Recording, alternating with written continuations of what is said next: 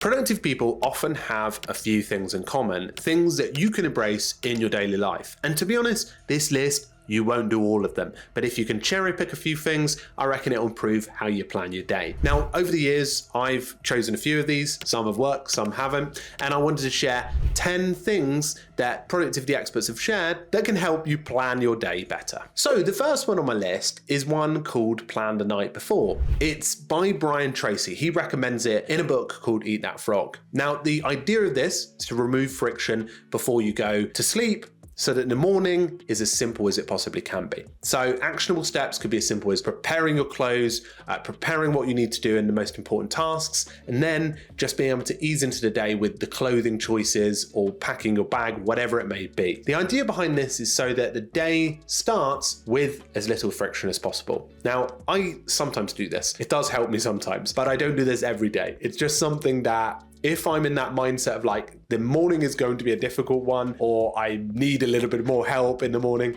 then that's just going to ease me in. So that's, again, Brian Tracy, tip number 1. Tip number 2, defined 3 to 5 MITs. Now this is from Leo B. I'm going to call him Leo B because I can't pronounce his final name and I don't want to butcher it. He writes a blog called Zen Habits. It's fantastic and it's well worth recommend reading. It's just great on the combination of mindfulness and productivity. A lot of people say this. You should focus on 3 to 5 most important tasks instead of 20 or a dozen different tasks that you have on your list. And I completely agree. Over the years, I've spent, 5-10 years just adding like as much stuff to my to-do list as humanly possible. And that's just overwhelming. Like you're not going to get to the things that you need to do. And often when I look at my to-do list, a lot of that stuff is just very superficial, like clean inbox or sort documents. It's not very actionable or practical. So I really have been recently just going 3 to 5 MITs per day. What are the things that are going to move the needle forward?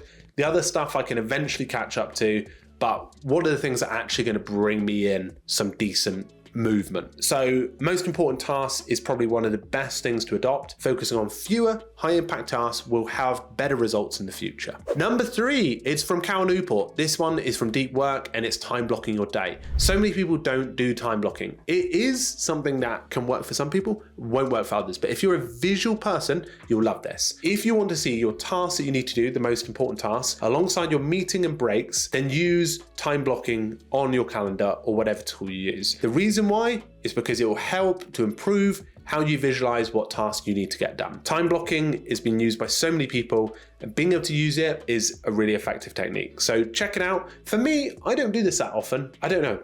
I don't have many meetings. So if you have a lot of meetings or you're very calendar orientated or visual, then this might really help you. But for me, didn't really help me. But that's why it's cherry picking. Number 4 is protect your deep work hours. This one did help me and it's from Cal Newport and from the book Deep Work. The concept is very simple. Instead of being distracted on the thing that you're doing, go into a deep work state where you are not getting distracted. Everyone knows you're in a deep work state and you're protecting your time. Like obviously if the phone rings and you need to go and tend to something that's an emergency or whatever, that's absolutely fine. But the concept is to block that time out for uninterrupted focused work. Now, of course you can have breaks during it, of course you can, but the idea is that solid focus on one thing. Deep work is some of the best approaches to task management that you can ever do. I know that if I go for a coffee between 8:30 and 9:30 or 10, I get some of my best work done in that chunk of time, like something that's really going to make me go, I have actually done something for the day, a most important task that actually moves the needle forward, instead of like 7 different things that I'm like, what did I focus on? I just got loads of 7 random things done. So much better and so much more a tactical approach. A quick pause for our sponsor, Sunsama. They're a powerful, mindful daily planner application that's going to help you manage your calendar and task list. And they've got a brand new feature called Timeboxing 2.0. Now this brand new timeboxing feature automatically fills your day with tasks and adjusts to your schedule in real time without you ever needing to timebox a single task manually or automatically. This continues their abilities and is perfect for effortless scheduling, hybrid planning approaches, and real-time adaptations. So your schedule can stay up to date automatically. This is a brilliant feature that combines AI and manual input, and you should check out Sunsama below with their brand new Timeboxing 2.0 feature. Number 5, and it's from Julie Morgenstern, I believe that's her name, and she wrote a book called Time Management from the Inside Out, and the concept is adding buffer time between your tasks. Now say you finish that bit of deep work, and you move on to another deep work session. Likelihood is quality of tasks that you do in that second session will dramatically reduce. If you don't put buffer time in, you'll be overwhelmed. That's what happens with meetings. If you do 5 or 10 meetings in a row, 5 or 6 meetings in a row, then you're just not gonna have the buffer time you need to comprehend what happened in that meeting. Yeah, of course we've got AI stuff these days that can help transcribe the meetings and be able to do stuff for you. If you're looking for some of those apps, you can find them linked below. However, it's not practical. Buffer time is going to be even more important in the world of AI for you to improve your decision making and creativity. So I would recommend adding it, and that's a cracker by Julie. So the next one is by David Allen in Getting Things Done, and it's simply defining what done means. Sometimes clearing emails is a very vague thing. For example, if I wrote clear emails and 5 more emails land when I finish those emails, I'm not actually done. So defining what done means, like writing 1,000 words towards your report, is clarity, because that clarity will then drive momentum. So I find that always helps to be clear on what done actually means. So number 8 is another David Allen one, and it's cross-checking your calendar before you do your to-do list. This is a great technique because if you've got 10 meetings, practically getting some deep work done or any task done is not going to be as possible. And it really changes whether or not you have the impact that you need in terms of like, okay, if I can only get one thing done today, what is it going to be? And then you write a to-do list that's got 4 things on. It's not going to be practical. So again, this is a fantastic tip. If you're planning your to-do list, it's always important to check that calendar to make sure you're not overwhelmed before you start the day. What does a day look like? How much energy have we got? That's the sort of thing you need to be asking yourself before you manage your to-do list. Number 9 is another Cal Newport one. It's about, it's in the book about deep work, and it's about adding a 5 to 10 minute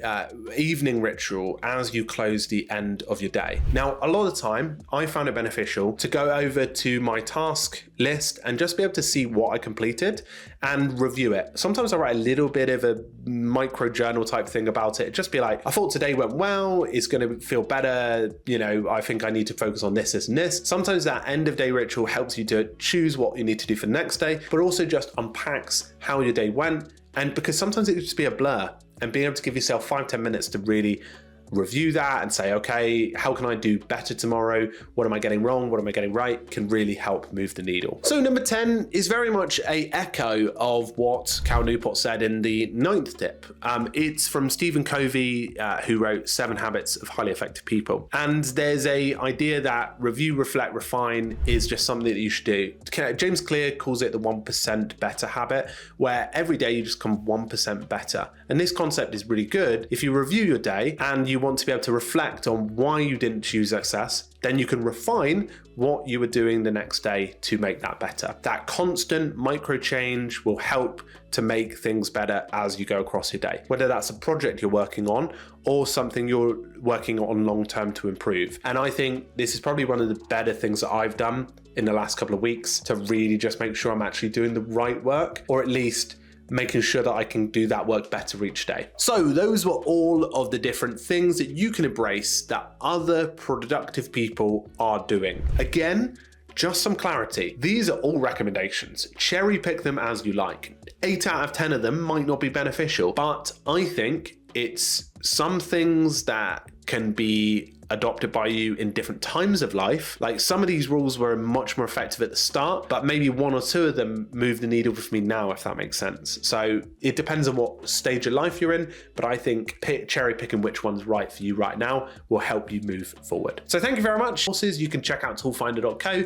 Thanks to Sunsama for sponsoring, and I look forward to hearing back from you what your tips are. Feel free to share them in the comments below, subscribe, and like this video if you enjoyed it. Thanks very much, and I'll see you soon.